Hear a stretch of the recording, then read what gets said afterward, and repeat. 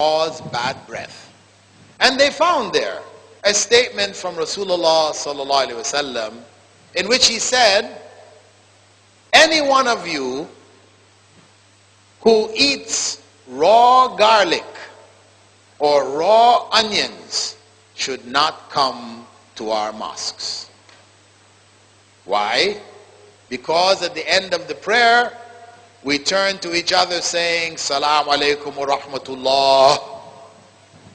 And of course, a person who has eaten garlic or onions, it will be very offensive, painful, harmful.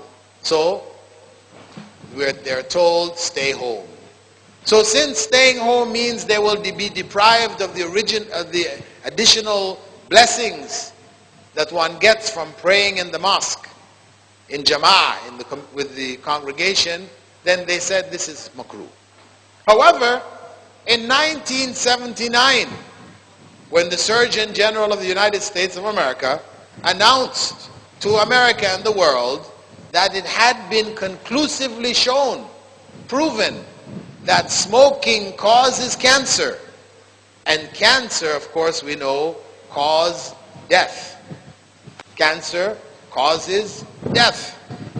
So, at this point, when that announcement was made, then Muslim scholars who were not fanatical but who understood the fiqh, they went back and extracted from the Sharia a new ruling, the ruling on substances which cause death. And the ruling is haram. As Allah said, وَلَا تَقْتُلُوا أَنفُسَكُمْ, do not kill yourselves. And the Prophet ﷺ had said, whoever kills himself will find himself repeating that act eternally in hell. So, smoking, the ruling now shifted from makruh, disliked, to haram. That is the true ruling concerning smoking. Of course, you still have some people who say, no, it's makruh. Why? He's smoking. He's going to defend it as makruh. He wants to justify his act. But reality is, it is haram. So, what we see here is that Islam is good, effective, progressive,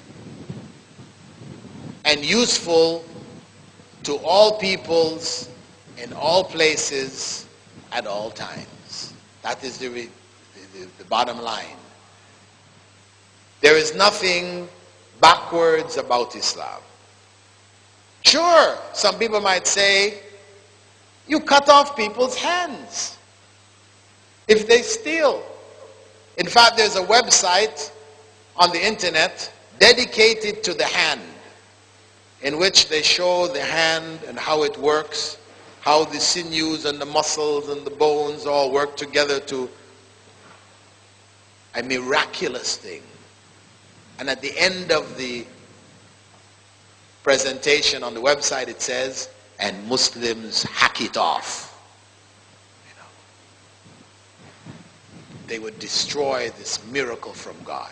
Well, yes, Islamic law says that the person who steals under certain conditions, and there are rules and regulations governing it, well, basically these rules and regulations confirm that this person is a thief by profession, not accidentally, not out of a need because he's starving or something like this. No, this is a professional thief.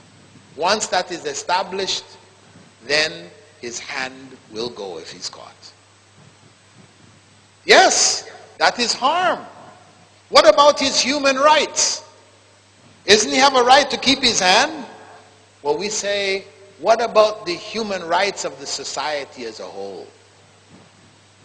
If by removing his hand, we will stop him from harming the society as a whole, then we say, the human rights of the society takes precedence over his human rights. And if in removing his hand, that is a message sent to the society as a whole, beware. If you're caught, that is the consequence. And as a result, you have a society which is secure, where people can go to sleep at night without locking up, latching doors and windows and bars and all these different things, then we say it is worth it. It is worth depriving him of his human right to keep his hand in order to provide security for the society as a whole. So each and every one of the laws of Islam can be easily defended in this manner. They have practical benefit. When applied, we know the consequence in the countries that apply it. To the degree that they apply it, we see the benefits. To the degree that they don't apply it, we see the harm. So, in concluding, Islam is not opposed to modernism in the sense of technological development. We put fans in our mosques. We put air conditioners in our mosques. We put rugs in our mosques. We don't have a problem with that. We can sleep on beds. We can drive cars. These are all technological developments, modern technology. We don't shun it. You have certain groups, like the Amish and others in America, that shun all of this. When they left Europe, persecuted by the other Christians, and they fled to America, they came there and they drove around like everybody else in buggies with horse and buggy.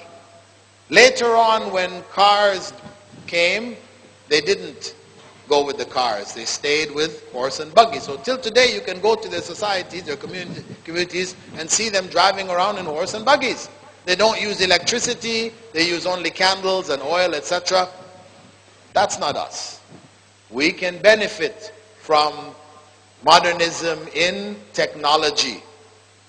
But in terms of the essential way of life which guides society, then Islam covers the needs of human society till the last day, will cover till the last day of this world.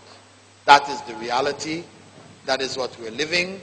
And it is for us as Muslims to come back to that truth and to apply Islam in our lives. The more we apply it, the more success we'll get. The less we apply it, the greater the failure we will fall into.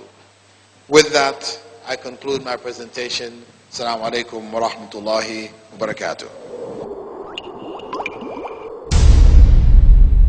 لبيك اللهم لبيك لبيك لا شريك لك لبيك لبيك اللهم لبيك لبيك لا شريك لك لبيك لبيك اللهم لبيك لبيك لا شريك لك لبيك